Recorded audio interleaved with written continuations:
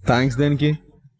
ఈ రోజు నేను కొత్తగా ఉన్నాను అని మీరు గుర్తించారు అంటే రోజు నేను ఎలా ఉంటున్నానో మీరు నన్ను దొంగచాటుగా గమనిస్తున్నట్టే కదా. 1 minute. హే, నీకెందుకురా? పాతగా ఉంటే నీకేంటి, కొత్తగా ఉంటే నీకేంటి? అవసరం? నీకు అవసరమా? థూ, నీ బతుకు జాడా. ఏయ్, మా అమ్మా, ఆగు.